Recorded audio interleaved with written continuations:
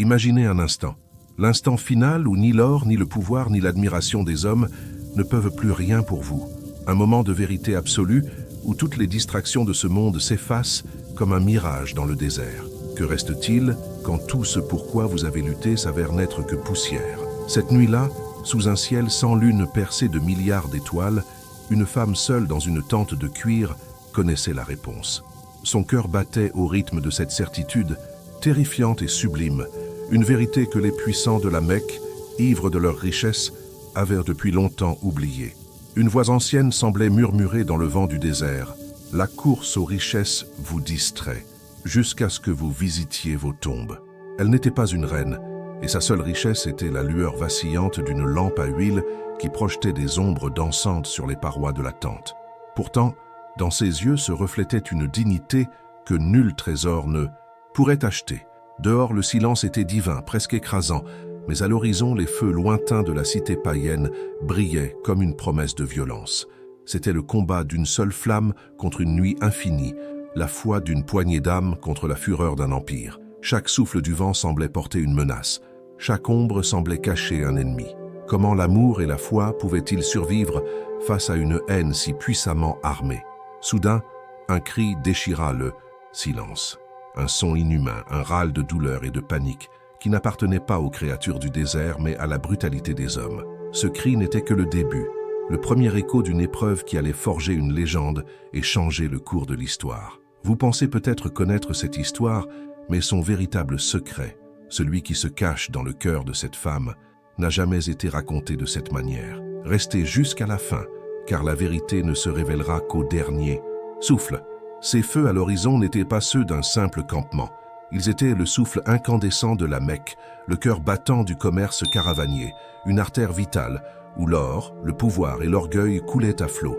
De jour, ces ruelles bondées résonnaient des marchandages, du cliquetis des pièces de monnaie et des promesses faites aux idoles. La cité était une forteresse de certitudes matérielles où chaque homme mesurait sa valeur au poids de sa fortune et au nombre de ses fils. Au centre de tout cela, la Kaaba, jadis maison du Dieu unique, était devenue un panthéon de pierre, un marché spirituel où 360 divinités offrèrent leur protection en échange d'opulentes offrandes. Les chefs de Quraïch, drapés dans la soie et l'arrogance, se croyaient les maîtres du destin, bâtissant des empires de sable qu'ils pensaient éternels. Pourtant, au-delà du vacarme et de l'éclat trompeur de cette prospérité, une vérité ancienne flottait dans l'air du désert, un murmure que leurs cœurs endurcis ne pouvaient plus entendre, une sentence divine qui pesait sur chaque transaction et chaque banquet. Cette voix semblait s'élever du silence des nuits étoilées pour leur rappeler l'inévitable. La course aux richesses vous distrait, jusqu'à ce que vous visitiez vos tombes. Chaque dinar accumulé n'était qu'un pas de plus vers une tombe vide. Chaque idole adorait un voile de plus sur la réalité de leur existence éphémère. Ils s'enivraient d'une illusion, dansant au bord d'un précipice qu'ils refusèrent de voir. Mais que se passe-t-il lorsqu'une seule voix pure et inflexible ose déclarer que tout cet empire d'orgueil n'est qu'un mirage?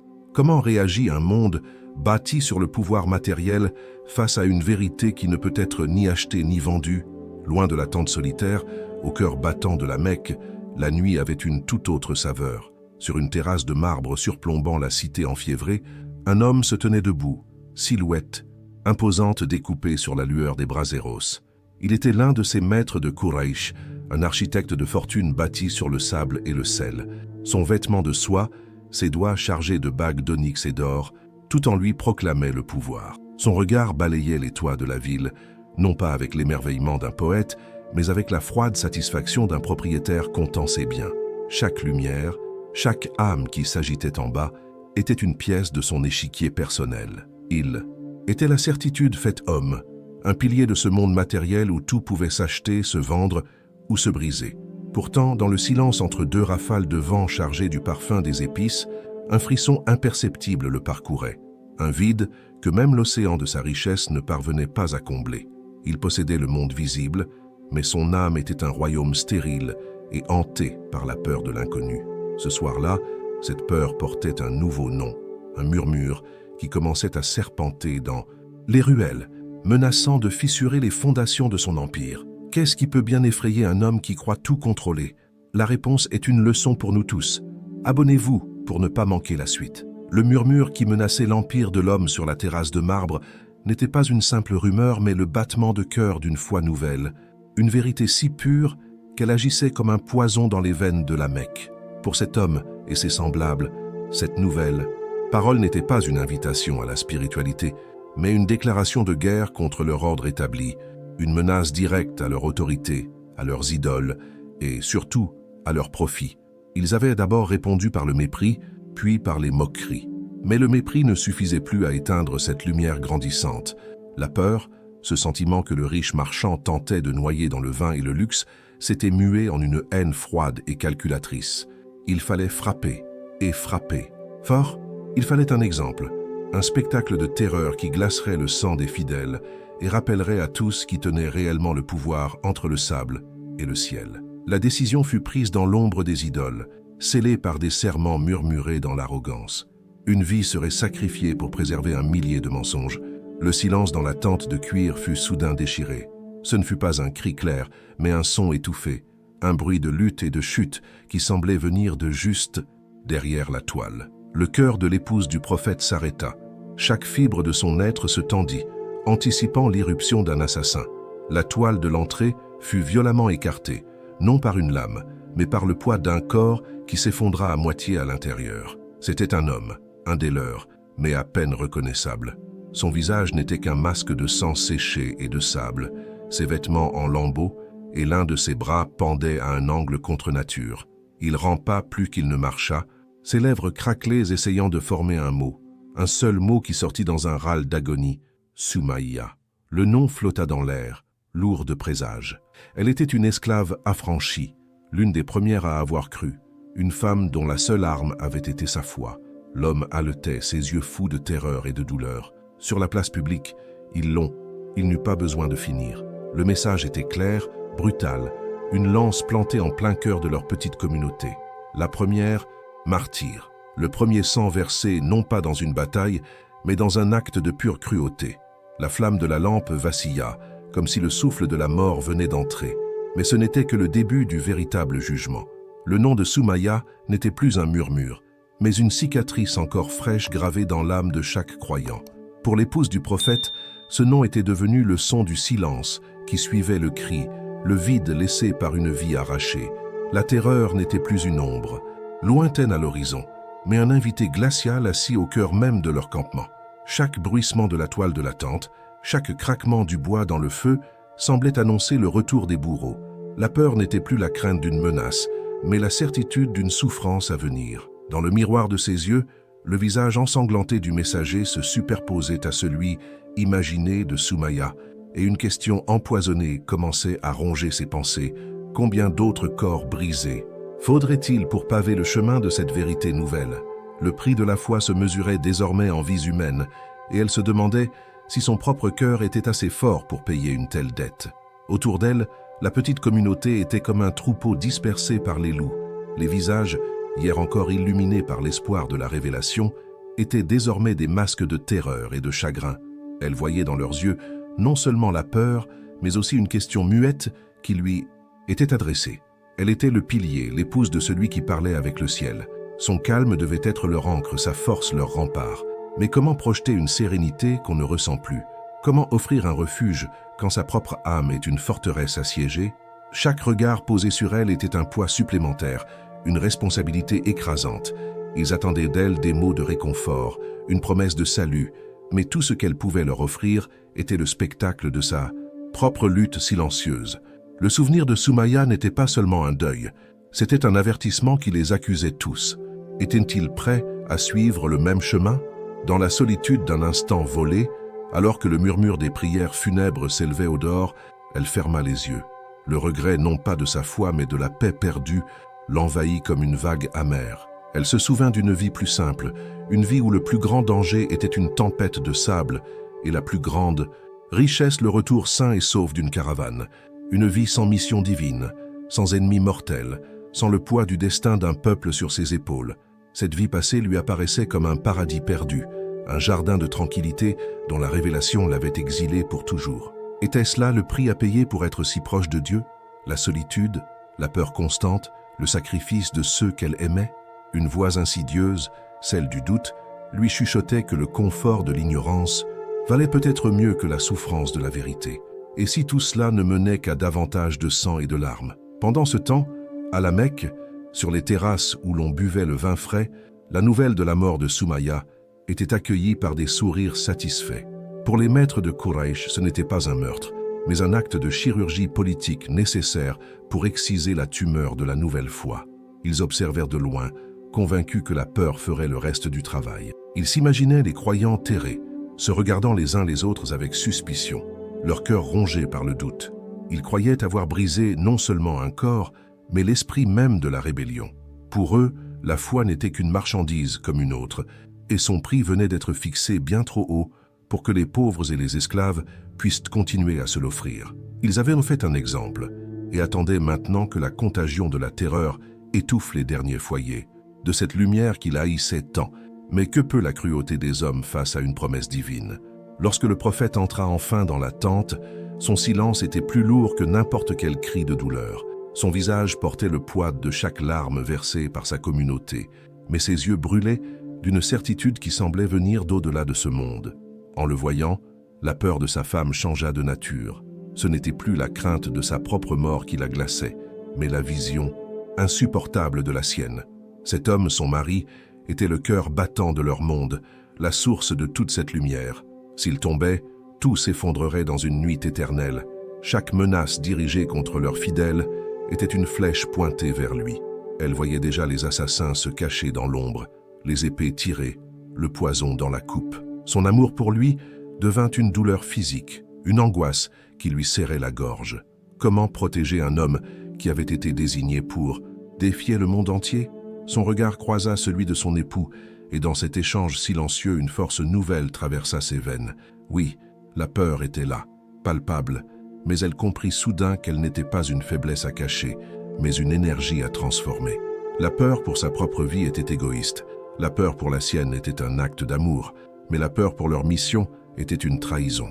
Elle se leva, le dos droit, le menton relevé. Le souvenir de Soumaïa n'était plus une vision d'horreur, mais un flambeau. On ne répond pas à un sacrifice par la lâcheté, mais par une détermination décuplée.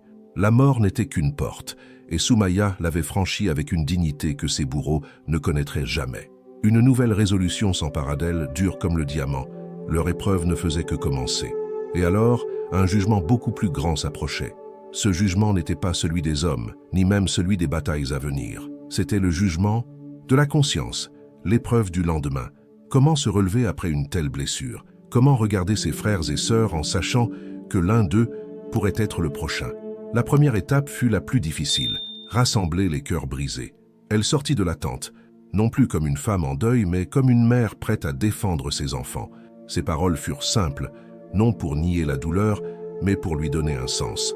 Elle rappela que la graine doit mourir dans la terre pour que l'arbre puisse grandir. Leur communauté était cette graine, et le sang de Soumaïa était la première pluie qui l'arroserait. Lentement, les têtes se relevèrent. Les larmes ne cessèrent pas de couler, mais elles n'étaient plus seulement des larmes de peur. C'étaient des larmes de défi. Dites-moi en commentaire, dans cette épreuve, qu'auriez-vous fait? Les jours qui suivirent la mort de Soumaïa furent un long couloir de silence et d'épreuves, chaque aube apportant son propre jugement. La première épreuve fut celle de la faim. Les maîtres de la Mecque, voyant que la terreur seule ne suffisait pas, décrétèrent un boycott total. Plus de commerce, plus de mariage, plus de paroles échangées avec les croyants. La petite communauté se retrouva isolée, un îlot de famine dans un océan d'abondance. L'épouse du prophète voyait les visages se creuser, les côtes des enfants devenir saillantes sous leur tunique. Le bruit des estomacs vides était devenu la nouvelle musique de leur nuit, plus angoissant que les cris des hyènes. Chaque date était partagée en 4, chaque gorgée d'eau mesurée comme un trésor. Elle se surprenait à regarder les caravanes opulentes passer au loin, chargées de blé et de fruits, et une question brûlante lui tordait les entrailles. Comment nourrir un peuple avec des promesses de paradis quand leur corps réclame le pain de la terre? La faim rongeait les corps, mais une autre épreuve, plus insidieuse, attaquait les âmes, le poison du mépris social. Avant la révélation, elle était une figure respectée, une femme dont la sagesse et la noblesse étaient reconnues. Aujourd'hui, Lorsqu'elle s'aventurait aux abords du marché pour tenter de trouver ne serait-ce que quelques racines, elle n'était plus qu'un fantôme. Les visages de ses anciennes amies se détournaient, leurs rires se transformaient en murmures hostiles à son passage.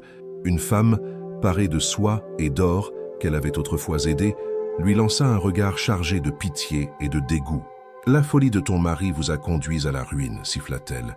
Chaque mot était une pierre jetée non pas sur son corps, mais sur son cœur. L'isolement physique était supportable, mais cette solitude morale, ce sentiment d'être effacé du monde des vivants, était une torture lente. La douleur physique a une fin, mais comment guérit-on de la blessure d'être renié par les siens? Les nuits étaient les plus cruelles, car elles ramenaient avec elles les fantômes d'une vie passée. Dans le sommeil, agitée par la faim, des visions d'un autre temps la hantaient. Elle se revoyait dans sa maison spacieuse, le parfum de l'encens flottant dans l'air, le bruit rassurant des serviteurs s'affairant. Elle se rappelait les conversations légères, les banquets, la certitude simple d'un lendemain prospère.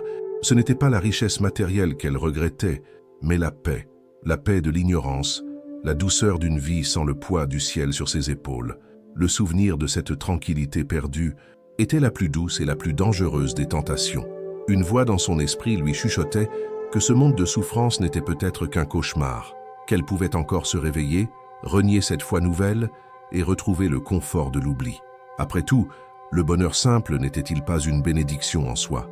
Un soir, alors qu'elle priait dans le silence absolu du désert, une vision s'imposa à elle, plus réelle que la toile de la tente qui l'entourait. Elle ne vit ni ange, ni démon, mais deux chemins qui s'ouvraient devant elle. Le premier était large et facile, pavé de sable doux, menant vers une reconstitution parfaite de son ancienne vie à la Mecque, baignée dans une lumière dorée et artificielle. Mais au bout de ce chemin, elle sentait un vide glacial, un silence de mort. Le second chemin était étroit, escarpé, jonché de pierres coupantes qui blessaient les pieds. Il s'enfonçait dans une obscurité profonde, mais tout au loin, à peine perceptible, brillait une lumière pure, petite comme une étoile, mais dont la chaleur semblait pouvoir réchauffer l'univers entier. Il n'y avait pas de guide, pas de voie pour lui dire lequel choisir, juste la certitude intuitive que chaque pas sur l'un l'éloignait à jamais de l'autre. Le choix n'était pas entre le bien et le mal, mais entre le confort et le destin. La vision s'évanouit, la laissant plus épuisée qu'après une journée sans nourriture. Le lendemain, l'épreuve se fit chère. Une jeune mère, le visage ravagé par l'angoisse, vint la trouver, tenant dans ses bras un enfant si faible qu'il ne pleurait même plus. Ses yeux, deux puits de désespoir, se fixèrent sur elle. « Ô mère des croyants !» murmura-t-elle, sa voix brisée. « Je n'ai plus de lait. Mes prières ne nourrissent pas mon fils. Dis-moi, que dois-je faire ?» À cet instant, toutes les certitudes théologiques, toutes les visions de chemins étoilés s'effondrèrent face à la réalité la plus brutale. Elle n'avait pas de pain à offrir, pas de miracle à accomplir. Elle n'avait que des mots. Elle prit l'enfant dans ses bras, sentant sa fragilité, et son cœur se brisa. Que pouvait répondre la foi face à la mort d'un innocent? Était-ce là le prix ultime, un sacrifice qu'elle n'avait jamais imaginé? Elle comprit alors que chaque épreuve n'était pas une punition, mais une question posée par l'Éternel. La faim testait sa confiance, le mépris testait son humilité, les souvenirs testaient sa résolution, et la vision testait sa lucidité. Mais la souffrance de cet enfant, elle, était le jugement final. Ce n'était plus sa propre foi qui était en jeu, mais sa capacité à incarner cette foi pour les autres. Chaque geste, chaque parole, chaque larme retenue ou versée était désormais pesée sur une balance invisible. L'enjeu n'était plus la survie, ni même la victoire. L'enjeu était la signification de leur sacrifice, face à la mère éplorée, face à sa communauté affamée, face à l'arrogance de la Mecque et face au silence du ciel. Une seule question demeurait, suspendue dans le temps comme une épée. Quelle décision pèsera le plus lourd sur la balance éternelle? La nuit la plus longue arriva sans prévenir, s'installant non pas dans le ciel, mais dans les cœurs. Le boycott avait atteint son point de rupture, transformant la communauté en une assemblée de fantômes aux joues creuses et aux yeux trop grands. Le désespoir n'était plus un sentiment, mais une créature tangible, une entité qui rampait entre les tentes, se nourrissant du silence des estomacs vides et des pleurs étouffés des enfants. C'est alors que la nouvelle tomba, portée non par un messager ensanglanté, mais par le vent lui-même, un murmure de terreur venu de la Mecque, une coalition. 10 000 hommes, venus de toutes les tribus, unis par une seule volonté, effacer cette foi de la surface du désert, éteindre leur lumière pour toujours. La faim, le mépris, la mort d'une martyre n'étaient que des préludes. La véritable catastrophe se tenait maintenant à leur porte, une montagne de fer et de haine prête à s'abattre. Comment la foi pouvait-elle encore respirer face à un tel monstre? Le siège commença. Un fossé, creusé à main nue dans la roche et le sable, était leur unique rempart contre la marée humaine qui encerclait Médine. Chaque jour était une éternité de faim, de froid et de peur.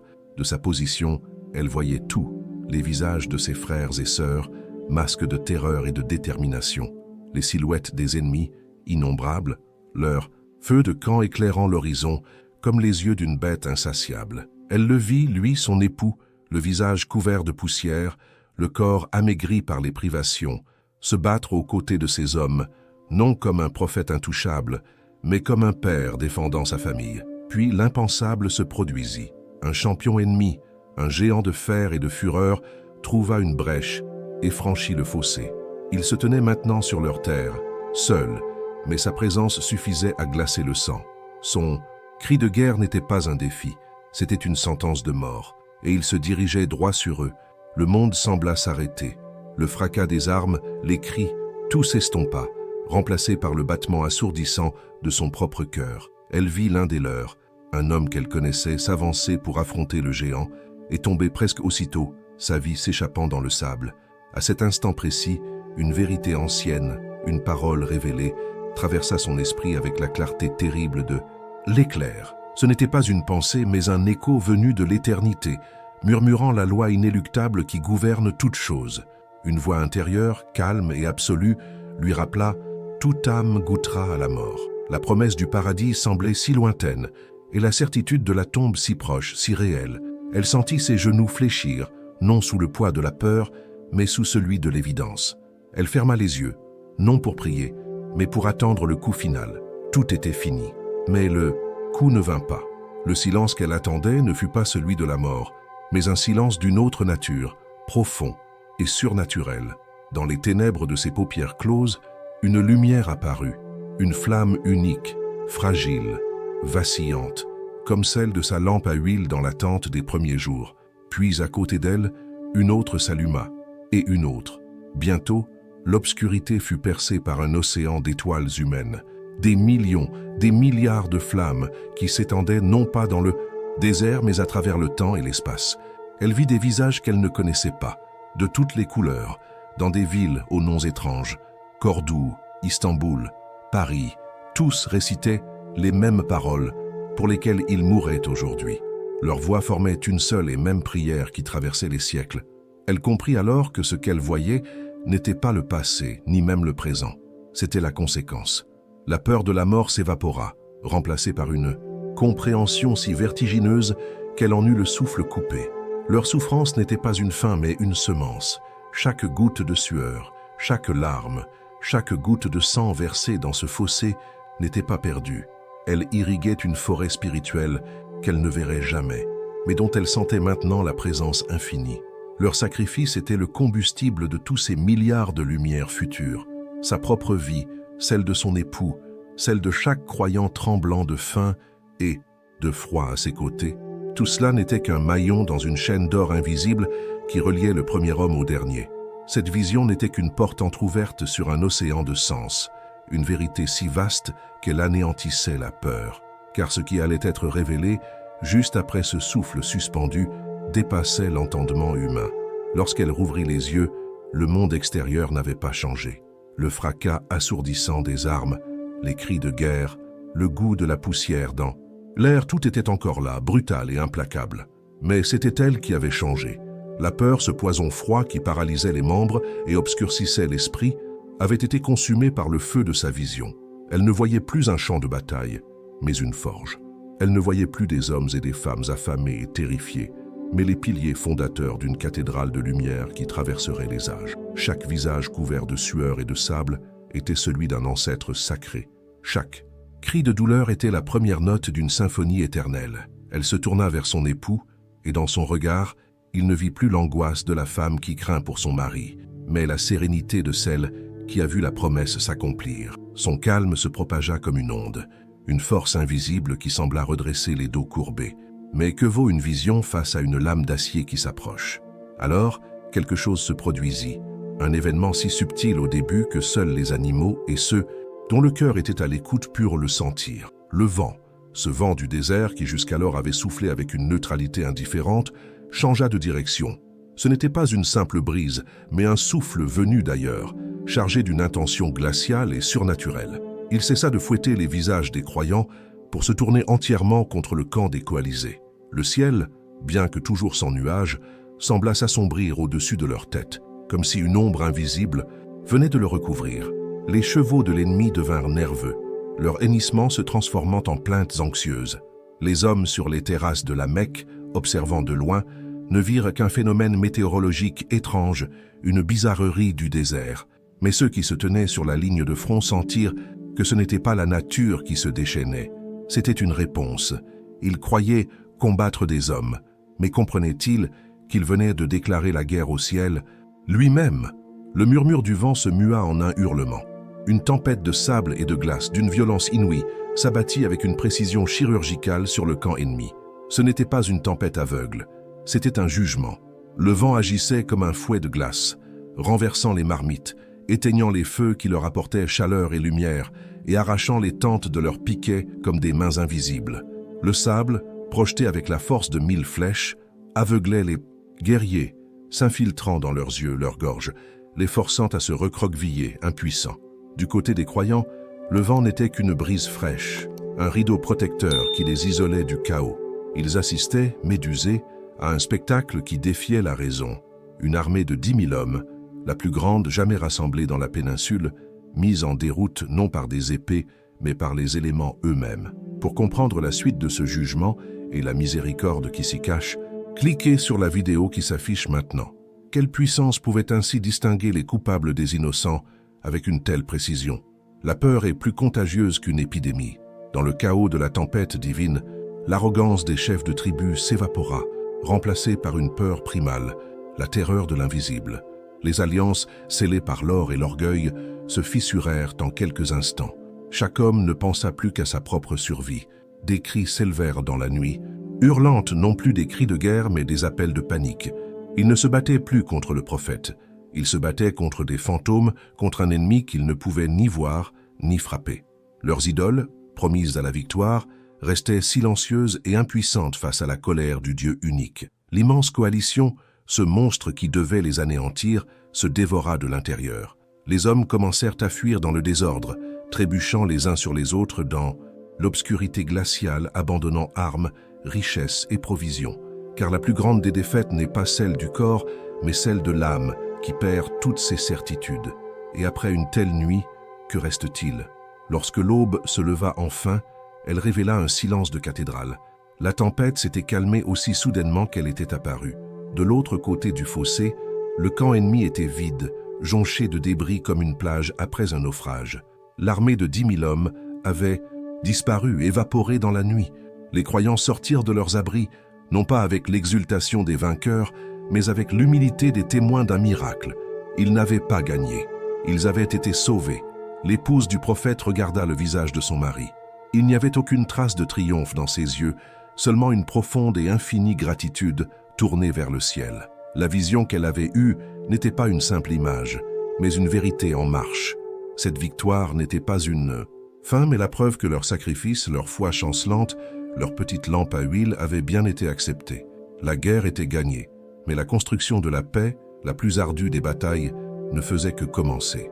Et vous, si le jugement tombait ce soir, si une tempête, non de sable mais de vérité, venait balayer votre vie, que resterait-il debout au lever du jour? L'histoire de ce siège n'est pas qu'un récit du passé, c'est un miroir tendu à notre époque. Nous avons remplacé les idoles de pierre par des écrans lumineux et les caravanes d'épices par des flux infinis de notifications. Nous construisons nos propres empires, non pas sur le sable de la Mecque, mais dans le cloud, des forteresses d'ego bâties sur des carrières, des validations virtuelles et l'accumulation de biens qui nous promettent une sécurité que nous savons tous illusoire. La question que cette aube silencieuse nous pose, à travers 14 siècles, est d'une simplicité terrifiante. Si tout ce pour quoi vous courez aujourd'hui vous était retiré cette nuit, Que trouverait Dieu dans votre cœur au matin? La course aux richesses, nous l'avons modernisée, perfectionnée. Elle ne se mesure plus en dinars d'or, mais en followers, en likes, en mètres carrés, en titres professionnels. Chaque jour, nous offrons des sacrifices sur l'autel de la productivité et de l'image. Nous polissons notre profil en ligne comme les Kouraïchites polissaient leurs idoles, espérant qu'en retour, elles nous offrent le bonheur, la reconnaissance, un sentiment d'existence. Mais ce ne sont que des divinités silencieuses, incapables de répondre lorsque la véritable tempête frappe. La maladie, la perte, la solitude, le doute existentiel. Nous sommes les maîtres de nos propres royaumes numériques, les architectes de nos fortunes immatérielles, mais nous sommes tout aussi nus et vulnérables que les 10 000 hommes de la coalition lorsque le vent de la réalité se lève. Sommes-nous si différents, au fond, de ceux qui dansaient au bord du précipice, distraits par leur jeu et leur divertissement? Chacun de nous construit son propre penthouse intérieur, un refuge mental aux murs capitonnés de diplômes, de succès et de certitudes matérielles. On y installe une vue imprenable sur nos réussites, on choisit avec soin le mobilier de nos opinions et on s'assure que les fenêtres sont bien isolées du bruit des souffrances du monde et du murmure de notre propre mortalité. C'est notre forteresse personnelle, notre sanctuaire d'autosatisfaction.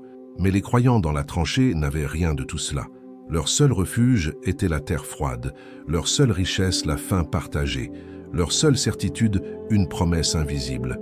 Et c'est précisément parce qu'ils n'avaient rien à perdre que leur foi est devenue indestructible. Votre forteresse intérieure, aussi luxueuse soit-elle, pourrait-elle résister à un seul souffle de la vérité, à un seul vent divin qui viendrait vous demander ce que vous avez réellement construit? Imaginez ce silence. Le silence après la tempête, lorsque tous les bruits de vos ambitions, de vos peurs et de vos désirs se sont tus. Que reste-t-il? Pour les croyants de Médine, il restait l'essentiel, la fraternité, la foi et le regard aimant de leur prophète. Ils avaient été dépouillés de tout, et c'est dans ce dénuement qu'ils ont trouvé la plus grande des richesses. Pouvez-vous imaginer vivre cela aujourd'hui? Être réduit à votre seule essence, sans le masque de votre statut social, sans le bouclier de votre compte en banque, sans l'écho de votre propre importance. Ce jugement n'est pas une menace lointaine, c'est une invitation à trouver ce qui, en vous, ne peut être emporté par aucune tempête, car la paix véritable ne se trouve pas dans la fuite ou l'accumulation, mais dans ce qui demeure lorsque tout le reste a été balayé. Le silence qui suivit la tempête n'était pas un vide, mais une plénitude, une paix si profonde qu'elle semblait être la matière même dont le ciel était fait. La victoire n'avait pas le goût du sang et du triomphe, mais celui de l'eau pure après une longue soif. L'épouse du prophète ne vit pas de célébration, mais des fronts qui se posaient sur le sable en signe de gratitude. Elle comprit alors que la plus grande des batailles n'avait pas été menée contre les 10 000 hommes, mais contre le désespoir dans leur propre cœur. Désormais, son rôle n'était plus seulement de soutenir, mais de transmettre. Assise au milieu d'un cercle de femmes et d'enfants, son visage n'était plus celui d'une reine assiégée, mais celui d'une source. Elle ne parlait pas de guerre, mais de la force que l'on trouve lorsque l'on n'a plus rien. Sa voix était douce, mais chaque mot était un pilier, construisant une forteresse non plus de terre, mais de certitude dans l'âme de ceux qui l'écoutaient. La peur avait été vaincue, mais comment guérir la haine dans le cœur des vaincus? Pendant ce temps, à la Mecque, l'homme, de la terrasse de marbre, était retourné dans son palais. Le silence ici n'était pas celui de la paix, mais celui de la défaite et de l'humiliation.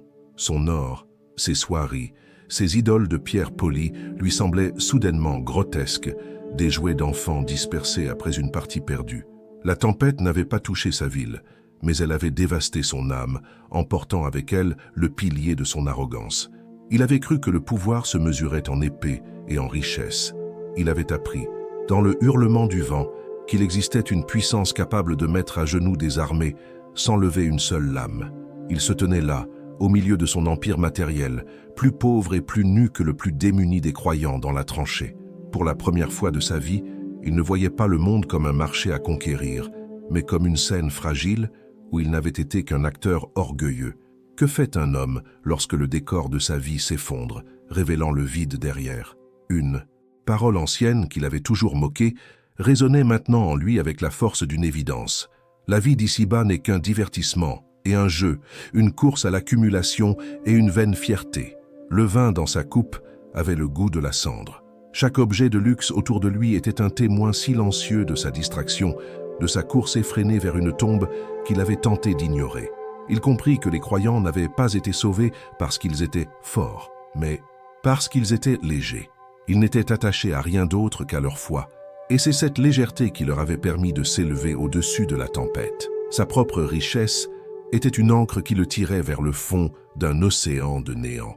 La véritable richesse, il le voyait maintenant, n'était pas ce qu'on pouvait posséder, mais ce qui ne pouvait nous être enlevé, même par la mort. Et au fond de son cœur, un désert plus vaste que celui qui entourait sa ville, une question commençait à germer. Est-il trop tard pour trouver une source? Le temps s'écoule, les siècles passent comme des grains de sable dans la main du destin. La lumière de la petite lampe à huile, protégée par l'épouse du prophète dans la nuit de la peur, n'est plus une flamme solitaire. Nous la voyons se multiplier, se transmettre comme un héritage sacré. C'est la lumière dans les yeux d'une étudiante à Cordoue, penchée sur un manuscrit, qui raconte cette histoire. C'est la lumière d'une bougie dans la bibliothèque d'un savant à Bagdad, qui cite ces paroles pour éclairer une loi. C'est la lumière dans le foyer d'une mère à Istanbul, qui murmure le récit de ce courage à son enfant endormi.